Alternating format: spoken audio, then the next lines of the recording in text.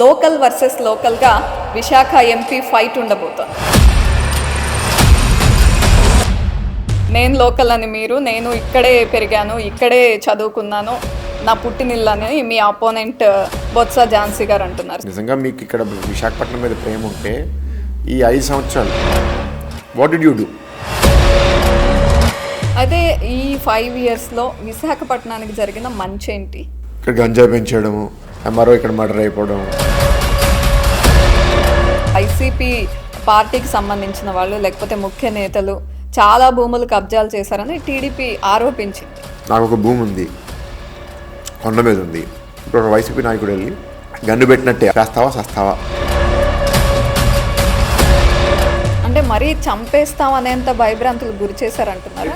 ముఖ్యమంత్రి బాబాయే చంపేశారండి. ఒక సాధారణ మనిషిని చంపడం పెద్ద విషయం. మన ఇండియాలో అన్ని క్యాస్ట్ బేస్డ్ ఈక్వేషన్స్తోనే అన్ని పొలిటికల్గా ఏ అభ్యర్థిని నిర్ణయించాలి, ఏ కులం వాళ్ళని తీసుకుంటే ఏ కులం ఓట్లు పడతాయి, ఇట్లాంటి వాటిని బేస్ చేసుకునే ఉంటున్నాయి కదా. మనం ఇవాళ ఒక దుర్మార్గుడిని, ఒక దుర్మార్గ ప్రభుత్వాన్ని ఓడించడానికి పనిచేస్తున్నాం. ఇప్పటి వరకు జగన్మోహన్ రెడ్డి గారు చేసిన పనుల్లో ఒక మంచి పని ఏంటి? ఎక్కువ మంది వైసీపీ మంత్రులు, బూతుల మంత్రులు, దాంట్లో ఎక్కువ మంది మగవాళ్ళు. నేను చూసిన ప్రభుత్వాలన్నింటిలో first category. So Chandrababu Naidu గారి అరెస్ట్ సమయంలో సపోర్ట్ ఇచ్చారు పవన్ కళ్యాణ్ గారు. ఇప్పుడు ప్రచారానికి వైజాగ్కి ఏమన్నా పవన్ కళ్యాణ్ గారిని ఇన్వైట్ చేస్తారా? ఆయన ఏమన్నా తీసుకొచ్చే ఛాన్స్ ఉందా? మేము కష్టకాలంలో ఉన్నప్పుడు ఆయన సపోర్ట్ పలకడం ఒకటి, అలయన్స్కి వెళ్తున్నాము అని అనౌన్స్ చేయడం వేరు. 40 years హిస్టరీ ఉన్న టీడీపీ పొత్తుంటేనే గెలుస్తుందా?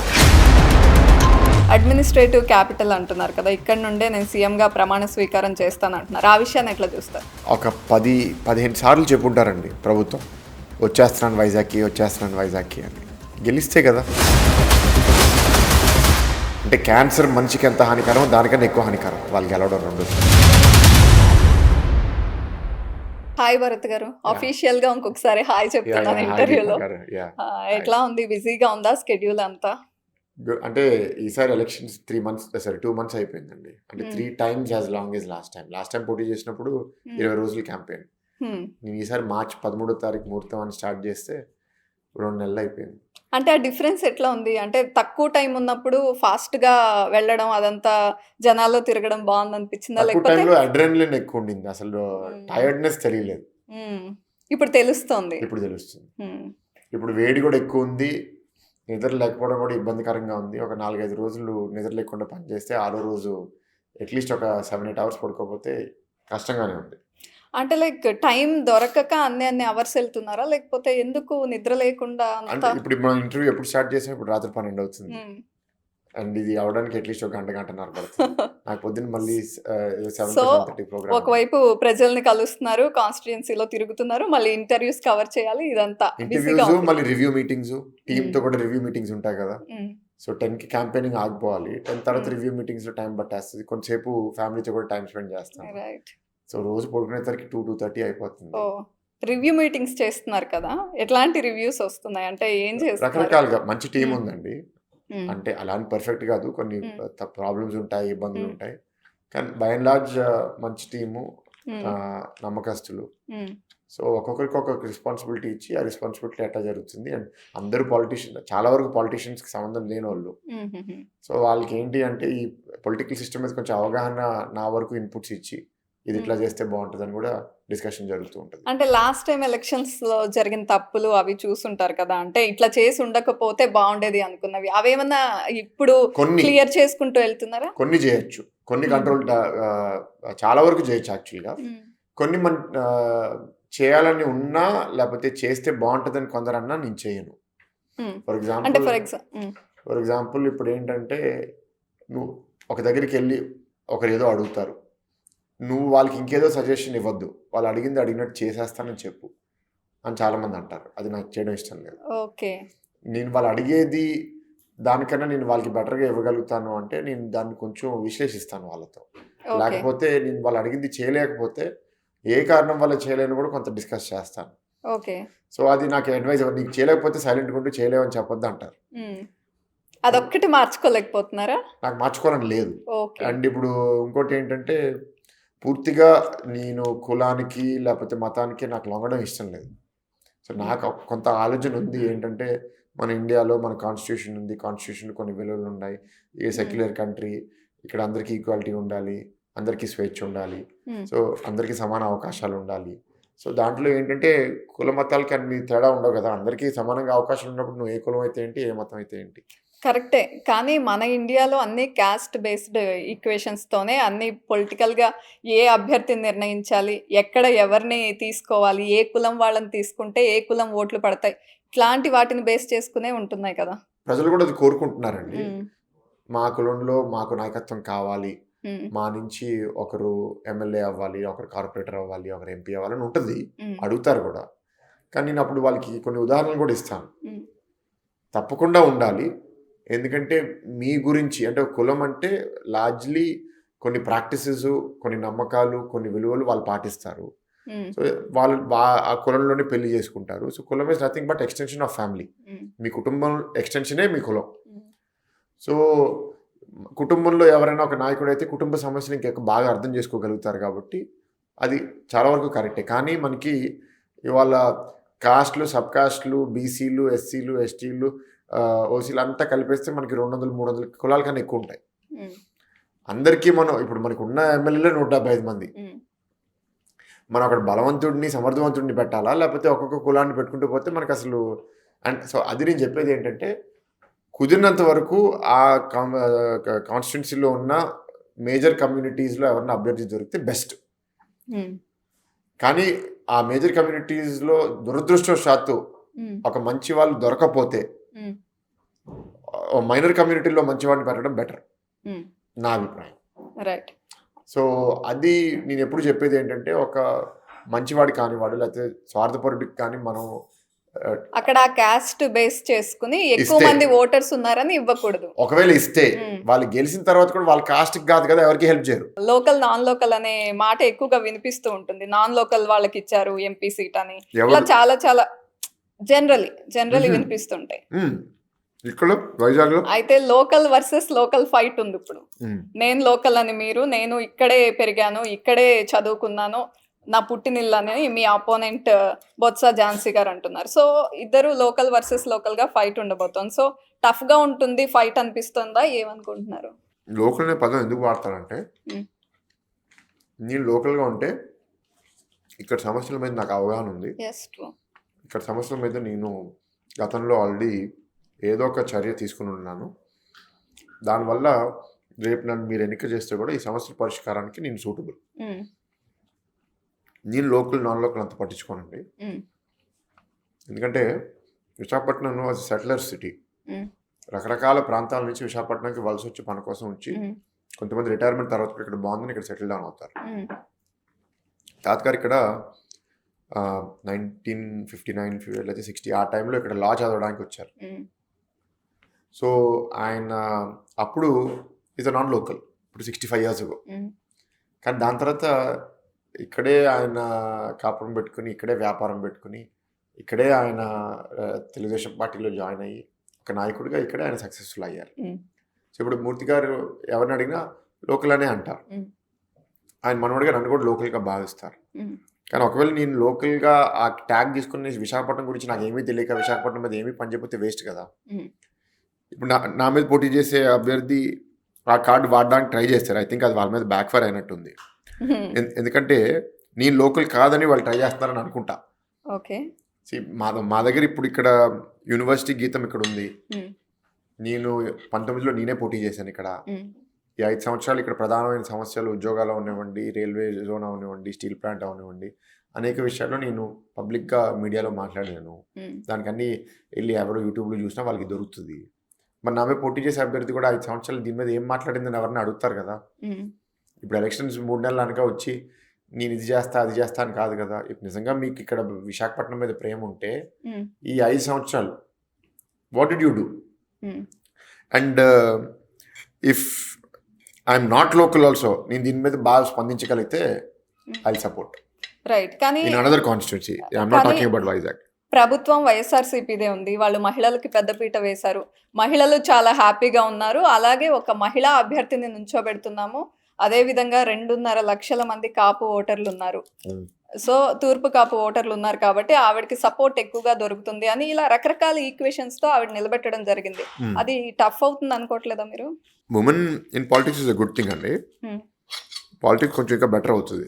ఎందుకంటే పాలిటిక్స్ చాలా దారుణంగా ఉంది. హ్మ్. మా మంత్రులు దారుణంగా అంటే ఇన్ టర్మ్స్ ఆఫ్? ఎక్కువ మంది వైసీపీ మంత్రులు, బూతుల మంత్రులు, హ్మ్. దాంట్లో ఎక్కువ మంది మగవాళ్ళు. అండ్ ఉమెన్ వస్తే కొంచెం ఇంకా డీసెన్సీ వస్తుందేమో అనే కొంత అయితే ఆశ ఉంది. హ్మ్. సో మహిళలు రావడం నేను డెఫినెట్గా సపోర్ట్ చేస్తాను. మొన్న కూడా పార్లమెంట్లో ఇది ఉమెన్ రిజర్వేషన్ కూడా పాస్ చేశారు. That this many percentage of 33% అనుకుంటే have to be women in assembly and in parliament, which is a very good thing. So ఆ కార్డ్ మహిళలకి పెద్ద పీట వేయడం అంటే ఈ సంక్షేమ పథకాలు మహిళలకి ఇస్తున్నారు అని. బట్ అదేమీ కొత్త కాదుగా. హ్మ్. డ్వాక్రా గ్రూపులు పెట్టింది మహిళలకి చంద్రబాబు నాయుడు గారే. ఉమెన్ని ఎంపవర్ చేస్తే ఇల్లు బాగుంటుందని అనుకున్నది చంద్రబాబు నాయుడు గారే. హ్మ్. ఇప్పుడు మేము ఇచ్చే అంటే వాళ్ళు ఇచ్చే సంక్షేమ పథకాలతో మహిళా లబ్ధిదారులు ఎక్కువ మంది ఉన్నారు. సో, మహిళలు హ్యాపీగా ఉన్నారు కాబట్టి వాళ్ళ వైపు ఎక్కువ మహిళలు ఉంటారు అనేది వాళ్ళ ఇది. ఐ థింక్ జనరలీ నేను చూసినంత వరకు ఏ ఓటర్ అన్నా సరే ఏ లీడర్తో నా ఫ్యూచర్ బాగుంటుంది అని ఆలోచిస్తారు. హ్మ్. నాకు కొన్ని కాన్స్టిట్యున్సీస్ ఎగ్జాంపుల్స్ ఉన్నాయి హ్మ్. వేర్ ఆ క్యాండిడేట్కి ఆ ఏరియాలో 1% ఓటింగ్ కూడా ఉండదు. హ్మ్. అంటే వాళ్ళ కులానికి. ఓకే. ఇప్పుడు ఇవాళ gender is also one section of society. Okay. కానీ ఆ కులంలో 1% కూడా ఉంటారు, కానీ వాళ్ళు మల్టిపుల్ టైమ్స్ గెలిచారు అక్కడ. హ్మ్. ఎప్పుడైతే మన వ్యక్తిత్వం కొంత మనుషులకి అర్థమవుతుందో, మంచివాడు పని చేయగలుగుతాడనే నమ్మకం వస్తుందో, కాస్ట్ బ్యారియర్ అనేది తగ్గిపోతుంది. పోతుందని చెప్పలేను కానీ చాలా వరకు తగ్గుతుంది. సో ఇవాళ మహిళ కాబట్టి మహిళలు ఓటేస్తారనేది, అలా అయితే మగవాడిని కాదు అందరు మగవాళ్ళు నాకు వేసేస్తారా? అది కాదు కదా. Okay. And as far as the Kapu feeling is concerned, వాళ్ళు ట్రై చేస్తున్నారు. హ్మ్. ఆమె పోటీ చేసే అభ్యర్థి ఇవాళ కాస్ట్ సెంటిమెంట్ రేపి హ్మ్. నేను కాపు కాబట్టి నాకు కాపు ఏంటి అంటే, హ్మ్. ఇవాళ విశాఖపట్నంలో no one caste is fully dominating. Okay. ఇక్కడ 20 లక్షల మంది ఓటర్స్ ఉన్నారు. ఇక్కడ ఓవర్ 1.5-2 lakh పీపుల్ నార్త్ ఇండియన్సే ఉంటారు. హ్మ్. అంటే నార్త్ ఇండియన్స్ అంటే అన్ని స్టేట్స్ నుంచి, హ్మ్. ఆంధ్ర కాకుండా. రైట్. అయితే ఇప్పుడు కూటమిలో జాతీయ పార్టీ ఉంది, జనసేన ఉంది. Hmm. జనరల్‌గా నార్త్ ఇండియన్స్ కొంచెం బీజేపీ వైపు ఎక్కువగా చూస్తూ ఉంటారు. అది కలిసి వస్తుందని ఏమన్నా అనుకుంటున్నారా? నార్త్ సెటిలర్స్ ఉన్నారు కాబట్టి. అంటే నార్త్ ఇండియన్స్ ఎక్కువ మంది టీడీపీకే ఓటేస్తారు. హ్మ్. ఎందుకంటే నార్త్ ఇండియన్స్ వాళ్ళ ప్రాంతాన్ని వదిలేసి ఇక్కడికి వచ్చేది వ్యాపారం చేయడానికి, మంచి ఉద్యోగాలు చేయడానికి, వాళ్ళ అభివృద్ధి కోసం కోరుకుంటారు. హ్మ్. అభివృద్ధి టీడీపీతోనే ఉంది కాబట్టి ముందు కూడా టీడీపీకే వేస్తారు. కానీ మేము బీజేపీతో వెళ్ళకపోవడం వల్ల కొంతమంది మాకు వేసి ఉండిపోవచ్చు. ఓకే. లేకపోతే కొంతమంది బీజేపీ పొత్తులో లేనప్పుడు నేను అసలు ఓటు ఎందుకు వేయాలని ఇంట్లో కూర్చుని ఉండొచ్చు. హ్మ్. అవన్నీ కాకుండా ఇవాళ వన్ సైడెడ్గా అందరూ వచ్చి ఓటేస్తారనేది ఒకటైతే బాగుంది. రైట్. బట్ మేము ఓవరాల్ సెంటిమెంట్ చూస్తే విశాఖపట్నం చాలా బాగుందండి. It's very very very positive. అయితే బీజేపీ గురించి ఈ సందర్భం వచ్చింది కాబట్టి కొంత బీజేపీకి చెందిన నేతలు గాని, లేకపోతే ఎమ్మెల్యే అభ్యర్థులు గాని, ముఖ్యంగా జీవీఎల్ గారి బ్యాచ్ మీకు సపోర్ట్ చేయట్లేదు అనే ఒక టాక్ ఉంది. నిజమేనా అది? ఎట్లా ఉంటున్నారు వాళ్ళు మీతో? అలా ఏం లేదండి. అంటే ఎవరన్నా సీట్ ఆశించడంలో తప్పలేదు కదా. హ్మ్. If I was in his place నేను కూడా బాధపడేవాడిని. నేను సీట్ కోసం ట్రై చేశాను, నాకు రాలేదు అని. Hmm. But clear as far as state is concern, ఆంధ్రప్రదేశ్లో okay. Telugu Desam party is the పెద్దన్న. ఓట్ షేర్ ఉన్నది మాకే. మరి రెండే పార్టీస్ కదా ఓట్ షేర్ ఎక్కువగా ఉన్నది, yeah true. YSRCP, TDP. And Janasena ఇప్పుడు రైజ్ అవుతుంది. హ్మ్. బీజేపీకి నాన్ ఎగ్జిస్టెంట్, చాలా చాలా చాలా తక్కువ షేర్. హ్మ్. అది అనేక కారణాల వల్ల. కానీ బీజేపీ రేపు ఫోర్స్ అవ్వదా అంటే, తెలంగాణలో 2018లో 6% వచ్చి 2023లో 14% వచ్చిందంటే బీజేపీ కూడా అక్కడ పెరిగింది. హ్మ్. కానీ ఆంధ్రాలో వాళ్ళు పెరగలేదు. సో ఇవాళ ఉన్న పరిస్థితుల్లో బీజేపీ సొంతంగా గెలిచే పరిస్థితిలో లేరు కదా. హ్మ్. ఇప్పుడు whatever example is being quoted that విశాఖపట్నంలో మేము ఇన్ని గెలిచాం అన్ని గెలిచాం, ఇప్పుడు అలయన్స్తో. హ్మ్.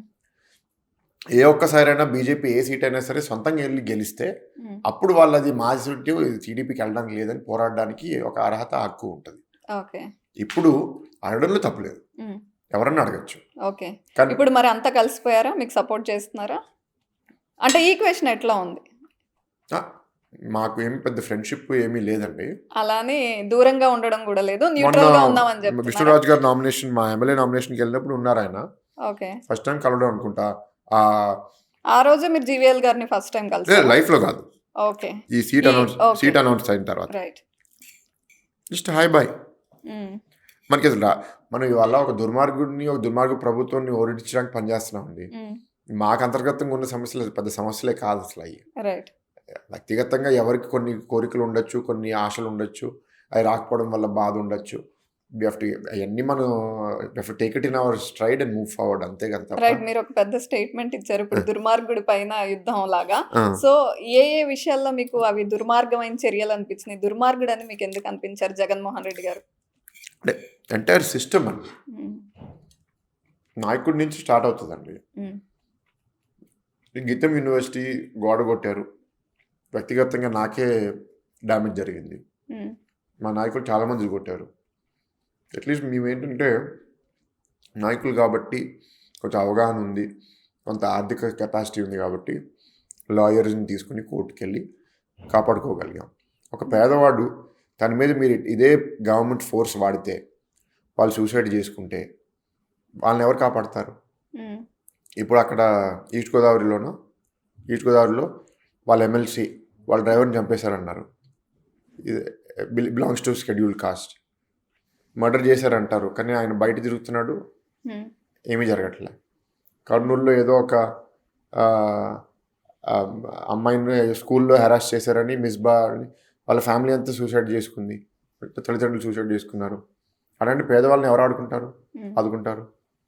సో దట్ దుర్మార్గం అనేది అక్కడి నుంచి చెప్తున్నాం మీకు. ఇక్కడ డాక్టర్ సుధాకర్ గారు మాస్కులు సరిగ్గా లేవు అని గొడవ పెట్టడం వల్లే ఆయన్ని పబ్లిక్గా డీమీన్ చేసి, హెరాస్ చేసి, సైకలాజికల్గా టార్చర్ చేసి ఆయన సూసైడ్ చేసుకునే పరిస్థితి తీసుకొచ్చారు. So those kinds of things. ఇక్కడ సిట్టింగ్ ఎంపీ వైఫ్ని కొడుకుని కిడ్నాప్ చేసి 2 రోజులు కిడ్నాప్ చేస్తే కూడా బయట న్యూస్లో రాకపోవడం. ఆ సిట్టింగ్ ఎంపీ న్యూస్ ముందు వచ్చి నేను ఇంకా హైదరాబాద్కి వెళ్ళిపోతున్నాను అని ప్రెస్ మీట్లో ఆ ఆవేశంతో చెప్పడం. ఇవన్నీ చూస్తుంటే మనం ఎట్లాంటి ప్రభుత్వంలో ఉన్నాం అసలు. రీసెంట్ పాస్ట్లో ఇట్లాంటి జరగడం, ఇప్పుడు ప్రస్తుత ముఖ్యమంత్రి వల్ల బాబాయిని మర్డర్ చేయడం, అది న్యూస్లో, సాక్షి న్యూస్లో హార్ట్ అటాక్ అని చూపించడం దుర్మార్గం కాకపోతే ఏంటి అంటా నేను. రైట్. అయితే మొన్న ఈ మధ్య ఏదో స్పీచ్లో మాట్లాడుతూ ఎలాంటి ప్రభుత్వం అయినా, ఎలాంటిది వచ్చినా, ఎలాంటి చీఫ్ మినిస్టర్ ఉన్నా కూడా ఎంతో కొంత మంచి చేసే వెళ్తారు అని మాట్లాడారు. అయితే ఈ చీఫ్ మినిస్టర్, ఇప్పుడు చీఫ్ మినిస్టర్గా ఉన్న జగన్మోహన్ రెడ్డి గారు మంచి పని చేశారు అని చెప్పడానికి మీ దృష్టిలో ఏముంది? డెఫినెట్గా ఉంటాయండి. అస్సలు మంచి లేదా వైసీపీ ప్రభుత్వంలో, లేదా అసలు వైసీపీలో మంచి వాళ్ళు లేరా అంటే అది నేను అబద్ధం చెప్పినోడిని అవుతాను. అది కరెక్ట్ కాదు. కానీ నేను మొన్న కూడా ఇంటర్వ్యూలో ఎక్స్ప్లెయిన్ చేశాను. నేను కానీ వైఎస్ఆర్సీపీ మంచి పనులు చేసిందని మీ ఇంటర్వ్యూలో చెప్తే ఆ 6 నిమిషం క్లిప్పు కట్ చేసి వైసీపీ మనిషి అయిపోయినా, లేకపోతే వైసీపీలో చేరనున్న భరత్ అని జరిగిందా మీకు? అట్లా ఎప్పుడైనా మాట్లాడినప్పుడు ఎప్పుడైనా జరిగింది? మిగతా వాళ్ళకి అది జరిగింది కాబట్టి నేను జాగ్రత్త పడతాను. కానీ మీరు ప్రైవేట్గా నన్ను అడగండి, వైసీపీ అంటే ఓ గవర్నమెంట్ 100 నిర్ణయాలు తీసుకుంటే దాంట్లో 70 బాగుండి 30 బాగపోతే అది మంచి ప్రభుత్వం అంటాను నేను. ఒక గవర్నమెంట్ 100 నిర్ణయాలు తీసుకుని 70 బాగలేక 30 బాగుంటే బ్యాడ్ ప్రభుత్వం అంటాను. ఒక గవర్నమెంట్ 100 నిర్ణయాలు తీసుకుని 2, 3, 5 బాగుండి 95 బాగాలేదు అనుకోండి, దుర్మార్గపు అధ్వానమైన ప్రభుత్వం అంటాను. రైట్. అయితే వైసీపీ ఏ కేటగిరీలో ఉంది? అదే అధ్వానం, దుర్మార్గం. ఓకే. అంటే వర్స్ట్ కేటగిరీ. నేను చూసిన ప్రభుత్వాలన్నింటిలో వర్స్ట్ కేటగిరీ. సో వాళ్ళు తీసుకున్న 100 నిర్ణయాల్లో 5, 6 మంచివి ఉన్నాయి. వాటి గురించి నేను వాళ్ళ ఇంటర్వ్యూలో బికాస్ ఆఫ్ సోషల్ మీడియా నేను అంత విశ్లేషించకపోవచ్చు, కానీ ఆ 5, 6 మీరు ప్రైవేట్గా అడిగితే అది మంచి డెసిషన్ అని చెప్తా. రైట్. అంటే పరిపాలనకు వచ్చేది తరికి, కానీ పరిపాలన వైఫల్యాలు విపరీతంగా ఎక్కువగా ఉన్నాయి. బిగ్గెస్ట్ ఫెయిల్యూర్ వైసీపీ ప్రభుత్వం ఇది చేసింది అనడానికి ఒక ఎగ్జాంపుల్ చెప్తారా? అంటే మేజర్ థింగ్ మేము వాళ్ళు క్యారీ చేయాల్సింది ఏంటంటే వీళ్ళు చేసిన అప్పు. మిగతా అన్ని పక్కన పెడితే ఇవాళ 13.5 లక్షల కోట్ల అప్పు ఉంది. మేము ఇవాళ వీళ్ళని గెలుస్తాము. గెలిచిన తర్వాత ఆ అప్పుతో ఎట్లా రాష్ట్రాన్ని నడపాలో నాకు ఇంకా పూర్తిగా అర్థం అవట్లే. 8% ఇవేమన్నా మీరు డిస్కస్ చేస్తారా? ఇట్లా ఉంది కదా పరిస్థితి ఏంటి అని లోకేష్ గారితో కానీ చంద్రబాబు మాట్లాడండి. అసలు డిస్కస్ నా అభిప్రాయం అసలు బీజేపీతో పొత్తుకెళ్ళడానికి ప్రధానమైన కారణమే అది. కేంద్ర ప్రభుత్వం సహాయం లేకుండా ఇవాళ కొందరు దెబ్బతిన్నా, కొందరు బాధపడినా, ఏం చేసినా సరే రాష్ట్రంలో మనం ఆదాయం పెంచుకుని అప్పుని మేనేజ్ చేసే పరిస్థితి ఉంటుంటే మేము వచ్చిన వెంటనే చాలా కరెక్షన్స్ చేసుకునే వాళ్ళం. కానీ వాళ్ళకి గెలిచిన కరెక్షన్స్ వెంటనే చేసుకోలేని పరిస్థితి. చాలా మందికి బకాయిలు ఉన్నాయి, ఇప్పుడు ఇవ్వలేము, డబ్బులు లేవు. చాలా సెక్షన్స్ ఆఫ్ సొసైటీ చాలా డిమాండ్స్ పెట్టారు, ఈ కార్పొరేషన్కి ఫండ్ ఇవ్వండి, ఇక్కడ ఈ వేతనాలు పెంచండి, ఇవన్నీ. డబ్బులు లేవు, ఉన్నాయి చేయడానికి డబ్బులు లేవు. సో అదొక నరకం. గెలిచిన తర్వాత కూడా ముళ్ళ కిరీటమే. రైట్. అయితే డబ్బులు లేవని మీరు ఇలా ఓపెన్గా చెప్తున్నారు కదా. బాబు సూపర్ 6 పేరుతో 6 ప్రామిసెస్ 6 పథకాలు అంటూ ముందుకొచ్చారు కదా టీడీపీ. సో మరి డబ్బులు లేవు అని చెప్తే అది ఎట్లా బ్యాలెన్స్ అదే మా నమ్మకం ఏంటంటే, మేము ఉన్న అలయన్స్లో బీజేపీ పవర్లో వస్తుంది కేంద్రంలో. వాళ్ళ సహాయంతో మా బడ్జెట్ షార్ట్ ఫాల్ మేము బ్రిడ్జ్ చేసుకుంటాము. అండ్ వెంటనే ఆదాయం పెంచే విధానాలు ఏంటి రాష్ట్రంలో అని వెంటనే డే 1 ఈ సంవత్సరం రాష్ట్రంలో ఆదాయం 3 లక్షల కోట్లు, కొంచెం తక్కువ. మేము గెలిచిన వెంటనే 3 లక్షల్ని 3,40,000, 3,50,000 ఎట్లా చేయాలి?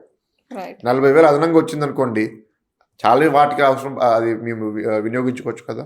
మా పథకాలకు వాడుకోవచ్చు, మౌలిక సదుపాయాల కోసం వాడుకోవచ్చు. సో అట్లా ఓకే, సంపద సృష్టించి ఇస్తాము అంతే. సంపద సృష్టించే కెపాసిటీ మాకు ఆల్రెడీ ట్రాక్ రికార్డ్ ఉంది. 95 నుంచి 2004లో రాష్ట్ర బడ్జెట్ అప్పుడు కూడా చాలా విషయాలు సపోర్ట్ చేయలేదు, కానీ చేశాంగా. మేము పడిన కష్టం, ఆ ఫలితము రాజశేఖర రెడ్డి గారు ముఖ్యమంత్రిగా ఉన్నప్పుడు అనుభవించారు, మేము వేసిన పునాదుల వల్ల. రైట్. అయితే ఈ సూపర్ 6 అనే విషయాలు జనంలోకి అంత బాగా తీసుకెళ్ళగలుగుతున్నారా టీడీపీ?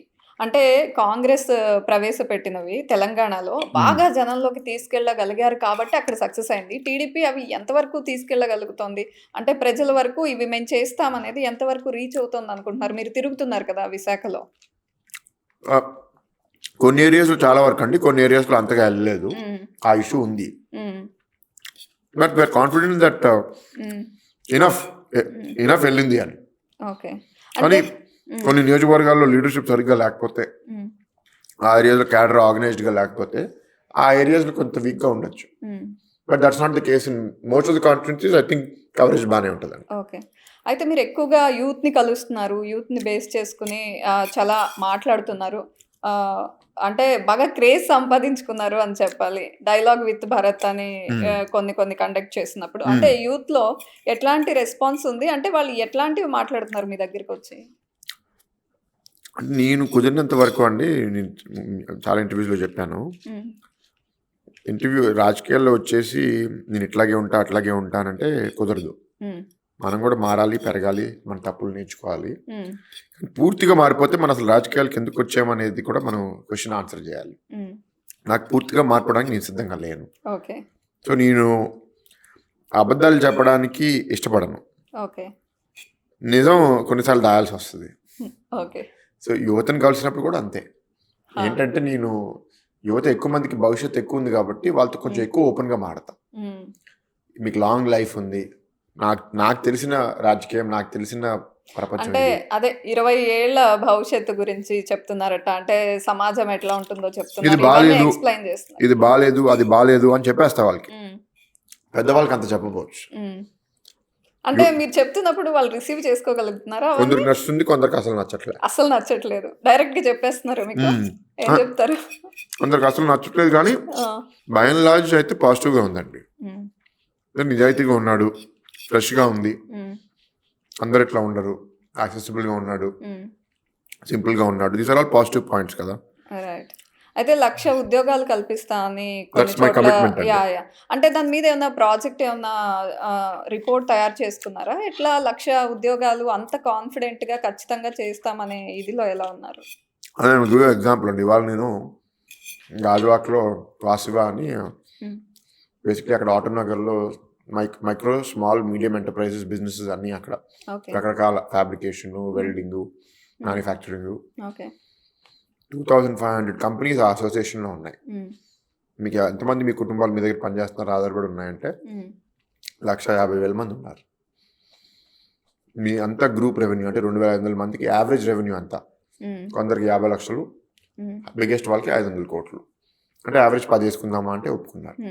10 × 2,500 అంటే 25,000 కోట్లు. నేను వాళ్ళని రిక్వెస్ట్ చేసింది, వాళ్ళకి ఇచ్చిన టార్గెట్ ఏంటంటే మేము వచ్చిన తర్వాత మేము పూర్తిగా ప్రోత్సహిస్తాం. ఓకే. మీరు 25,000 crore రెవెన్యూని అట్లీస్ట్ 50,000 crores చేయాలి. వాళ్ళు 50,000 crores చేస్తే వాళ్ళకి ఉద్యోగాలు ఎక్కువ సృష్టిస్తారు కదా. ఇవాళ 150,000 మంది ఉంటే ఇంకో 25,000 కోట్లు యాడ్ చేసినప్పుడు ఇంకో 150,000 యాడ్ అవ్వకపోవచ్చు, కానీ అట్లీస్ట్ ఒక 60,000-70,000 అక్కడే యాడ్ అవుతాయి కదా. సో నీ 1,00,000 ఉద్యోగాలు అంటే 60,000-70,000 అక్కడే అయిపోతాయి సరిగ్గా చేస్తే. సో అందుకని కాన్ఫిడెంట్గా ఉన్నారు. 1,00,000 కన్నా ఎక్కువ చేయగలుగుతానని నమ్మకం నాకు ఉంది, కానీ అట్లీస్ట్ 1,00,000 సృష్టిస్తాననేది నాకు నమ్మకం. రైట్. ఒక ఇంజనీరింగ్ కాలేజ్ రన్ చేస్తున్నారు. సో ఇప్పుడు అందరూ ఏఐ అంటున్నారు. అంటే ఆర్టిఫిషియల్ ఇంటెలిజెన్స్ మీద ఎక్కువగా ఫ్యూచర్ ఉంటుంది అందరికి, స్టూడెంట్స్కి అని. అంటే దీని పరంగా ఏదైనా స్పెషల్గా కేర్ తీసుకుంటున్నారా మీ కాలేజ్లో? ఎట్లా ప్లాన్ చేస్తున్నారు? టెక్నాలజీ ఎంత ఫాస్ట్గా మారుతుందంటే మన దగ్గర నేర్పించే ఫ్యాకల్టీ దాంతో అప్ టు డేట్ ఉండడానికే చాలా కష్టపడుతున్నారు. It's not that easy. So we're using the help of technology to teach our students. We're trying to bring AI into the classroom. Oh, okay. And we're trying to ask them to experiment. AI ని మంచి కోసం వాడచ్చు, చెడు కోసం వాడచ్చు. AI ని cheating కోసం వాడటం, ఇంకా దేనికోసం వాడటం కన్నా AI ని వాడి మీరు ఎట్లా నేర్చుకుంటారనే ప్రయత్నం అయితే పెడుతున్నాం. కానీ we're at a very very basic stage. ఇంకా చాలా చేయాలి. ఇండియానే చాలా వెనకబడి ఉంది ఆ AI టెక్నాలజీకి వచ్చేసరికి. కానీ ఏఐ అడ్వాన్స్ అవ్వడం వల్ల ఇవాళ ఐటీ సెక్టర్లో చాలా ఎంట్రీ లెవెల్ జాబ్స్ ఇర్రెలవెంట్ అయిపోతున్నాయి. అంటే గతంలో ఈ సంవత్సరం మేము ఎక్స్పీరియన్స్ చేస్తున్నాం అది. మా దగ్గర టీసీఎస్ గతంలో వచ్చుంటే డే 1 డే 0 వచ్చుంటే ఆ ఒక్కరోజే మా దగ్గర ఆల్మోస్ట్ 600-700 స్టూడెంట్స్కి ఉద్యోగాలు ఇచ్చేవాళ్ళు. ఇప్పుడు అది 200-250కి వచ్చేసింది. సో ఎంట్రీ లెవెల్ జాబ్స్ తగ్గిపోతున్నాయి మార్కెట్లో. సో ఏఐ వాడగలిగిన వాళ్ళు, ఆ తెలివి ఉన్న వాళ్ళకి ఉద్యోగాలు వస్తాయి. కానీ అట్లా ఎంతమంది పిల్లలు ఉన్నారు? సో నేను మా స్టూడెంట్స్కి బయట సమాజంలో కూడా యువతకి చెప్పేది ఏంటి అంటే, మీరు ఏదో బేసిక్ లెవెల్ వర్క్ చేసేస్తే మీకు ఉద్యోగం వస్తుంది అనే ఆ ధీమా ఏదైతే 10 ఏళ్ళ క్రితం ఉండిందో, 5 ఏళ్ళ క్రితం ఉండిందో అది లేదు ఇవాళ. మీరు ఇంకా చాలా కష్టపడాలి, చాలా ప్రిపేర్ అవ్వాలి.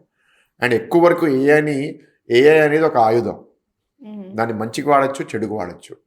దాన్ని వాడగలిగినోడు నాయకుడు, సత్తా ఉన్నవాడు అవుతాడు. దానివల్ల అది ఏఐ నిన్ను యూజ్ చేస్తే నువ్వు స్లేవ్ అయిపోతావు. సో ఏఐ సక్సెస్ఫుల్గా వాడడానికి కావాల్సింది ఏంటంటే, నీకు మంచి నిర్ణయాలు తీసుకునే కెపాసిటీ ఉండాలి, నీకు మంచి లాజిక్ ఉండాలి, అంటే మ్యాథమెటిక్స్లో నువ్వు బాగుండాలి, నీకు మంచి భాష రావాలి, ఇంగ్లీషు ఇవన్నీ. సో బేసిక్స్ మనం ఫస్ట్ బాగా నేర్పించాలి. మనం కానీ English, mathematics, basic values inculcate చేయగలిగితే ఏఐ బాగా పికప్ చేసుకుంటారు పిల్లలు. అది కూడా లేదు, అన్ఫార్చునేట్లీ ఇవాళ అది కూడా లేదు సమాజంలో. అయితే విశాఖ గురించి వచ్చేసరికి కొంత మొన్న డ్రగ్స్ కంటైనర్ దొరకడం అదంతా కలకలం రేపింది. యువత మత్తులో మునిగిపోతోంది అని.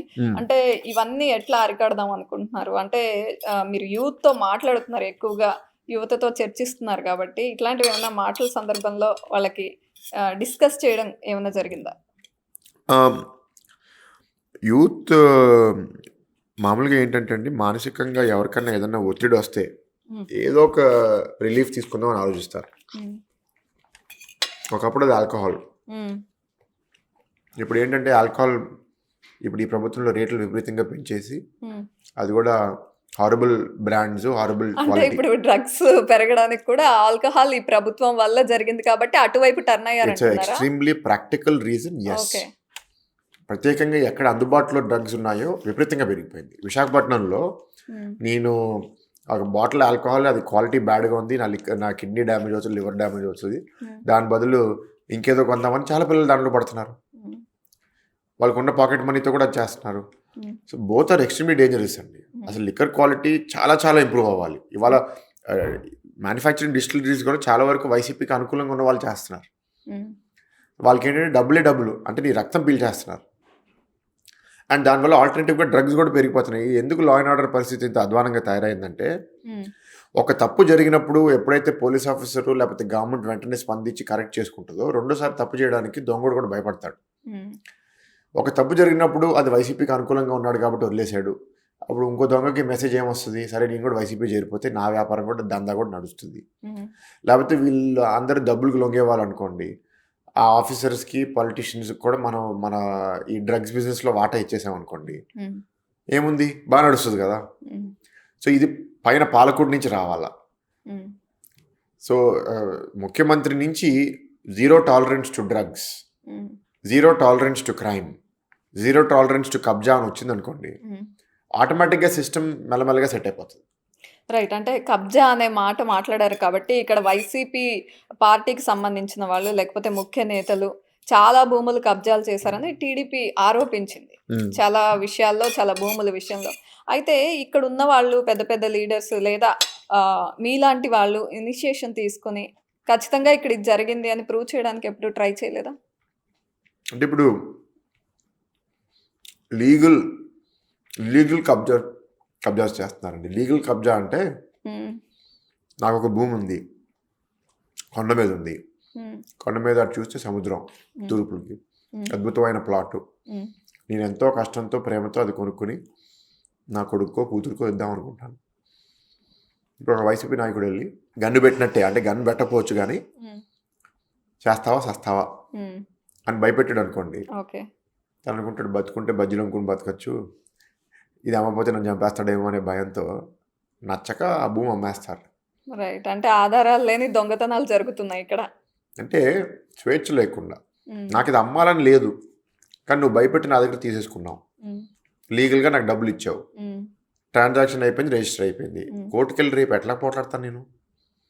ఇంకా నా సిగ్నేచర్ ఉంటుంది కదా దాంట్లో. ఉమ్, సో అక్కడైనా కొన్ని ఇర్రెగ్యులారిటీస్ ఉంటే కరెక్ట్ చేయొచ్చు, కానీ ఒక సాధారణమైన సిటిజన్కి మేము వెళ్ళి నువ్వు భయపడద్దు అంటే ఇప్పుడు ఈ గుండా ప్రభుత్వంతో భయపడుతున్నారు చాలామంది. ఉమ్, నాకు ఎందుకు వచ్చింది గోలా, బతుకుంటే నేను ఇంకో సంపాదించుకుని ఇంకో సైడ్ కొనుక్కుంటాను, కానీ ఇది దీనికోసం నేను పట్టుకుని కూర్చుంటే నన్నే చంపేస్తారేమో అనే భయంలో చాలామంది ఉన్నారు. అంటే మరీ చంపేస్తాం అనేంత భయభ్రాంతులు గురి అంటే చేశారంటున్నారు. ఇప్పుడు ముఖ్యమంత్రి బాబాయే చంపేశారండి. ఒక సాధారణ మనిషిని చంపడం పెద్ద విషయం. అయితే మీరు ఎంపీగా గెలిచిన తర్వాత మీరు ఎలాంటి చేంజ్ తీసుకురావాలనుకుంటున్నారు వైజాగ్లో? నాకన్నా ఫస్ట్ మా నాయకుడు చంద్రబాబు నాయుడు గారు, ఇప్పుడు పవన్ కళ్యాణ్ గారు చాలా స్పష్టత ఉంది వాళ్ళలో. దట్ లా అండ్ ఆర్డర్ వెంటనే కంట్రోల్లో తీసుకుని రావాలి, ఓకే. భూ కబ్జాలు ఆపేయాలి, శాంతి భద్రతలు తీసుకుని రావాలి, డ్రగ్స్ని అరికట్టాలి, క్రైమ్ని అరికట్టాలి, బ్లేడ్ బ్యాచ్ని అరికట్టాలి. అది మేము వెంటనే చేస్తాం, ఎందుకంటే దాని డబ్బుతో కూడిన పని కాదు కదా. ఆల్రెడీ ఐపీఎస్ ఆఫీసర్లు ఉన్నారు, పోలీసులు ఉన్నారు, వాళ్ళకి జస్ట్ ఒక మెసేజ్ ఇవ్వాలి, అయ్యిందేదో అయిపోయింది. ఇప్పుడు మేము దాంట్లో వచ్చి ఎవడు తప్పు ఏది అని ఎక్కువగా చూడము, మంచి ఆఫీసర్స్ని ప్రోత్సహించి మీరు మీ పని చేయండి, మీ వెనకాల మేము ఉన్నాం. డ్రగ్స్ అనేది షట్ డౌన్ అయిపోవాలి, క్రైమ్ అనేది షట్ డౌన్ అయిపోవాలి, ఎక్కడెక్కడ నెగిటివ్ ఎలిమెంట్స్ ఉన్నారో అందరి మీద యాక్షన్ తీసుకోండి. వాతావరణం వెంటనే ఎప్పుడైనా సరే ఇప్పుడు యూపీలో చూస్తున్నాం, యోగి ఆదిత్యనాథ్ గారు ఉన్నారు ముఖ్యమంత్రి. అక్కడ ఎవరన్నా అక్కడ ముందు యూపీ అంటే మాఫియా ఇది అది రకరకాలుగా ఉండేవి, డాన్స్. ఇప్పుడు తాట తీస్తున్నాడు అందరిది అక్కడ. ఆయన భయపడుతున్నారు ఇప్పుడు యోగి ఆదిత్యనాథ్ అంటే. యోగి ఆదిత్యనాథ్ మీద తప్పు చేస్తే ఇన్స్పైరింగ్ గా అనిపించింది ఆ ఇష్యూ వరకు యూపీ ఒకప్పుడు ఏ సమాజంలో అయినా క్రైమ్ ఎక్కువగా ఉంటే ప్రాస్పెరిటీ ఉండదండి, భయంలో ఎవరు వ్యాపారం చేయరు. సో ఫస్ట్ ప్రాస్పెరిటీ రావాలంటే first law and order control లోపలికి రావాలి. చంద్రబాబు నాయుడు గారు 1995-2004 అదే చేశారు. చంద్రబాబు నాయుడు గారు వచ్చిన తర్వాత ఆయన ఫ్యాక్షనిజం నక్సలిజం అంతా తగ్గించారు కాబట్టి దాని మీద బాంబు పెట్టి చెప్పడానికి ట్రై చేసింది. ఇప్పుడు యోగి ఆదిత్యనాథ్ గారు is doing the same thing in Uttar Pradesh. అందుకే రెండో టర్మ్ కూడా అంత పెద్ద మెజారిటీతో గెలిచారు. నేను కూడా అనుకున్నాను ఏం చేస్తున్నారు, ఎట్లా చేస్తున్నారు, నిజంగా బాగా చేస్తున్నారా లేదా అని. అక్కడ ఫీడ్బ్యాక్ తీసుకుంటే ఇదే అన్నారు, ఆన్ క్రైమ్ అసలు మీరు క్రైమ్ చేస్తే నీకన్నా పెద్దగా ఉండ నేను అంటాడు ఆయన. సో అది ఆ విషయం వరకు నాకు నచ్చింది. So law and order control తీసుకొస్తే యూపీ బాగుపడితే దేశం బాగుపడుతుంది. సో సిమిలర్లీ మేము కూడా అదే స్టాండ్స్ తీసుకుంటాం. ఓకే. మొన్న ఈ మధ్య స్టేజ్ మీద రాజ్నాథ్ సింగ్ గారితో షేర్ చేసుకున్నప్పుడు మీరు విశాఖ ఉక్కు ప్రైవేటైజేషన్ గురించి మాట్లాడారు. అంటే ముందే ఏమన్నా డిస్కస్ చేశారా? అప్పటికప్పుడు బీజేపీతో పొత్తులో ఉన్నాము, ఖచ్చితంగా అలాంటివి జరగకుండా చూసుకుంటామని మీరు న్యాచురల్ గా మాట్లాడేశారా? నేను అసలు ఆయన్ని ముందు ఎప్పుడు మొదటిసారి అంటే అప్పుడు కలవడం జీవితంలో ఏం మాట్లాడలేదు. ఓకే. అడగడం నా బాధ్యత, ఆల్రెడీ కమిట్మెంట్ ఇచ్చాను జనాలకి. సో ఆ ఒక్క వేదిక కాదుగా, నేను ప్రతి వేదికలో ఆ టాపిక్ తీసుకొస్తాను, రేపు సాధిస్తానని నమ్మకం కూడా నాకు ఉంది. రైట్. ఆయన కూడా ఆ విషయాలు పక్కన పెడితే ఇలాంటి మంచి హైట్, వెయిట్ ఉన్నారు అని జోవియల్‌గా చెప్పినప్పటికీ ఇలాంటి వ్యక్తి ఆంధ్రప్రదేశ్ నుండి అంటే ఆయన గొంతు వినిపించడానికి గొంతు ఆయన వినిపిస్తే మాట్లాడితే బాగుంటది అని బావుంటుంది అన్నారు. అని చెప్పారు సో యాక్చువల్‌గా. అంతవరకు సంతోషించాను. హ్మ్. మామూలుగా ఏంటంటే వీళ్ళు అందరూ మంత్రి పదవుల్లో ఉన్నారు, బాధ్యత గల పదవుల్లో హ్మ్. ఉన్నారు. హ్మ్. వాళ్ళకి ఒక గవర్నమెంట్ లైన్ ఉంటది. ఓకే. వాళ్ళు బయటకొచ్చినప్పుడు చాలా వరకు అది ప్రిపేర్డ్ స్పీచ్ ఉంటది. ఓకే. వేర్ కానీ ఆయన అది ప్రిపేర్డ్‌గా చెప్పినట్టు అనిపించలేదు. మీరు నో, నో, నో. మాట్లాడిన తర్వాత నా గురించి కాదు. నా ఓకే. గురించి అది ఆయనకి అనిపించింది చెప్పాడు. అనిపించింది చెప్పారు. I'm talking about rest of the speech. Okay. హ్మ్. స్టీల్ ప్లాంట్ ఇష్యూ గురించి ఆయన హ్మ్. ఎందుకు స్పందించలేదు అనే పాయింట్ హ్మ్. మీద నేను రెస్పాన్స్ ఇస్తున్నా. ఓకే. ఇప్పుడు ఆయనకి మా ఆలోచన, మా ఆవేదన ఆ రోజు కొంతవరకు అర్థమైంది అయితే నేను అనుకుంటున్నాను. ఎందుకంటే నేను, విష్ణురాజు గారు అందరూ ఆ ఇష్యూ మీద మాట్లాడారు. యెస్. లా అండ్ ఆర్డర్ లేదు, భయభ్రాంతులు పెడుతున్నారు, ఇది ఒక దుర్మార్గ ప్రభుత్వము, ఇది హ్మ్. రౌడీజం చేస్తున్నారు, నా గోడ కొట్టేశారు, హ్మ్. ఆయనకి బాకీలు ఉంచేశారు, ఇట్లా అన్నీ చెప్పాం కదా. హ్మ్. సో ఆఖరికి రాజా సింగ్ గారు కొన్ని మాటలు అన్నారు. హ్మ్. దేశంలో మేము పెద్దన్న అయినా ఆ! ఆంధ్రప్రదేశ్లో మేము తమ్ముడు పాత్ర తీసుకోవడానికి ఎందుకు సిద్ధంగా ఉన్నామంటే ఇట్లాంటి ఒక దారుణమైన ప్రభుత్వాన్ని ఓడించడానికి. హ్మ్. ఎక్కడ చూసినా scam, land scam, mine scam, liquor scam hmm. అని ఆయనే అన్నాడు. హ్మ్. ఈ ప్రభుత్వాన్ని ఓడించడానికే మేము ఇవాళ తమ్ముడుగా ఉండడానికి సిద్ధంగా ఉన్నాము అంటే that is a message to the state. Yes. కాకపోతే ప్రజల్లో కొంత ఎంతైనా బీజేపీకి జగన్మోహన్ రెడ్డి గారి మీద సాఫ్ట్ కార్నర్ ఉంది. వాళ్ళే కాపాడుతున్నారు. టీడీపీతో పొత్తు పెట్టుకున్నా కూడా బీజేపీ ఎంతో కొంత సపోర్ట్ జగన్మోహన్ రెడ్డి గారికే చేస్తారు అనే విషయాలు ప్రజల్లో ఇప్పటికి నానుతున్నాయి. అంటే మీరెట్లా చూస్తారు? పొత్తు మీకు డైరెక్ట్‌గా పొత్తు పెట్టుకున్నారు కాబట్టి మీ వరకు ఇట్లాంటి విషయాలొచ్చాయా? గతంలో ఉండొచ్చండి. హ్మ్. ఎందుకంటే ఇట్స్ ఆల్ పాలిటిక్స్. పాలిటిక్స్‌లో హ్మ్. శాశ్వతమైన మిత్రులు, శాశ్వతమైన శత్రువులు అనేది ఉండదు. హ్మ్. బీజేపీ ఇవాళ కేంద్రంలో లోక్సభలో మెజారిటీ ఉంది. కానీ రాజ్యసభలో మెజారిటీ లేదు. ఎవరో ఓటైపోతే కొన్ని బిల్స్ పాస్ అవ్వవు. హ్మ్. 250 ఉన్నాయి హ్మ్. ఎంపీస్ రాజ్యసభలో. హ్మ్. అంటే నీకు 126 మంది ఓటేస్తేనే కదా నీకు ఏదైనా చేయగలిగేది. యెస్. ఇవాళ వైఎస్ఆర్సీపీకి 11 మంది రాజ్యసభలో ఎంపీస్ ఉన్నారు. హ్మ్. సో 126లో 11 ఇది చాలా బిగ్ నంబర్. సో ఏ బిల్లుకైనా సరే వాళ్ళ సపోర్ట్ అవసరం. హ్మ్. సో అవసరం అయినప్పుడు ఇవాళ వైసీపీ ప్రతిదానికి అలా గొర్రెలాగా ఇక్కడేమంటే ఇక్కడేమంటే అని అసలు ఏం ఆలోచించుకుంటూ ఓటేసేస్తుంది.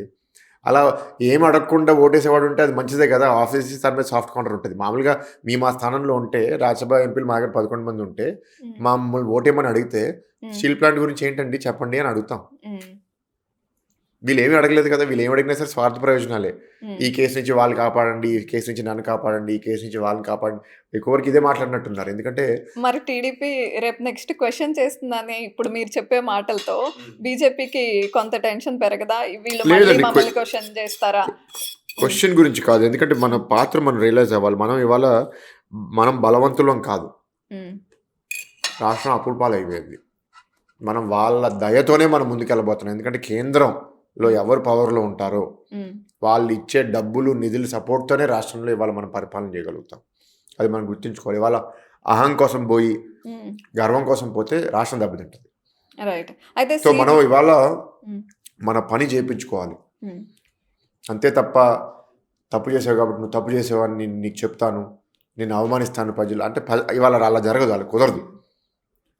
వాళ్ళు పెద్దన్నగా దేశంలో ఉన్నప్పుడు మేము వాళ్ళ సహాయం తీసుకుని ఇక్కడ పని చేయించుకోగలగాలి తప్ప హ్మ్. ఇవాళ ద్వేషాలు ఇవన్నీ సినిమా డైలాగులకి సరిపోతాయండి. హ్మ్. వాస్తవాల్లో రియల్ లైఫ్‌లో it's not like that. Right. అయితే చంద్రబాబు నాయుడు గారి అరెస్ట్ సమయంలో అండ్ ఔట్ సపోర్ట్ ఇచ్చారు పవన్ కళ్యాణ్ గారు. అంటే ఫుల్లీ ఇంకా ఏది ఆలోచించకుండా ఆయన ఆల్ ద వే వచ్చారు ఆయన కోసం రోడ్ వేలో సపోర్ట్ ఇచ్చారు. అది కాకుండా మళ్ళీ నేను అందరిని ఒకే తాటిపైకి తీసుకొస్తాను. ఖచ్చితంగా మేమందరం కలుస్తామని ఎవ్వరు చెప్పకపోయినా ఆయనే బల్లగుద్ది చెప్పారప్పుడు. అలాగే కూటమి ఏర్పడింది. సపోర్ట్ చేస్తున్నారు. ఇప్పుడు ప్రచారానికి వైజాగ్‌కి ఏమన్నా పవన్ కళ్యాణ్ గారిని ఇన్వైట్ చేస్తారా? ఆయన్నేమన్నా తీసుకొచ్చే ఛాన్స్ ఉందా? ఆయన వస్తే బాగుంటుందండి. అంటే ఇక్కడ ఒక జనసేన అభ్యర్థి పోటీ చేస్తారు వంశీకృష్ణ యాదవ్ గారు విశాఖపట్నం హ్మ్. సౌత్‌లో. వచ్చినప్పుడు సౌత్ కాకుండా ఇంకో ఒకటో రెండో నియోజకవర్గాల్లో కూడా ప్రచారం చేస్తే బాగుంటుంది. తప్పకుండా మేము ఆయన రిక్వెస్ట్ చేస్తాం చేయమని. హ్మ్. అంటే కళ్యాణ్ గారు నేను ఈ లాస్ట్ 6 మంత్స్‌లో ఆయన మీద చాలా రెస్పెక్ట్ పెరిగిపోయింది. ఓకే. ఎందుకంటే మేము కష్టకాలంలో ఉన్నప్పుడు ఆయన సపోర్ట్ పలకడం ఒకటి, అలయన్స్‌కి ఎళ్తున్నాము అని అనౌన్స్ చేయడం వేరే. అలయన్స్‌కి ఎళ్తున్నాము అని అనౌన్స్ చేశారు అంటే అప్పటికి ఇంకా పొత్తులో సీట్లు ఎవరికెళ్ళి అవును. డిస్కషన్ లేదు. హ్మ్. మామూలుగా ఏ నెగోషియేషన్‌లో అయినా సరే మనం సీట్లు డిస్కస్ చేయకుండా అలయన్స్ మనం అనౌన్స్ చేస్తే, హ్మ్. రేపు మనకి అది ఇబ్బంది అవ్వచ్చు నెగోషియేషన్‌లో అని చాలామంది చేయరు. ఇప్పుడు బీజేపీ ఫర్ ఎగ్జాంపుల్ సీట్లు ఫిక్స్ అయిన తర్వాత అలయన్స్ అనౌన్స్ అయింది. అది అంటే నా స్వార్థమో, నా పార్టీ స్వార్థమో రాష్ట్రం కన్నా ముఖ్యంది కాదు. హ్మ్. అంటే సెల్ఫ్‌లెస్‌నెస్. హ్మ్. సమాజం కోసం ఒక ఆలోచన అది చాలా గొప్ప గుణం. హ్మ్. రాష్ట్రానికి అట్లాంటి ఒక నాయకుడు ఉండడం అనేది చాలా మంచిది. సో, హ్మ్. చాలా రెస్పెక్ట్ పెరిగింది. మొన్న మా తమ్ముడు పెళ్లి విషయంలో పెళ్లి కార్డ్ ఇవ్వడానికి కలిసి మాట్లాడాం కొంచెంసేపు ఇంకా. హ్మ్. సో, చాలా నచ్చారు. అంటే ఆ ఉద్దేశాలు సమాజానికి మంచిది కదా! హ్మ్. ఇట్ ఈస్ నాట్ అబౌట్ నా అని ఆలోచిస్తే హ్మ్. మా చాలా విషయాలు మనం చేయలేము. సమాజము మన అని ఆలోచించిస్తే మనం ఇంకా చాలా చేయగలుగుతాం అనేది నా అభిప్రాయం.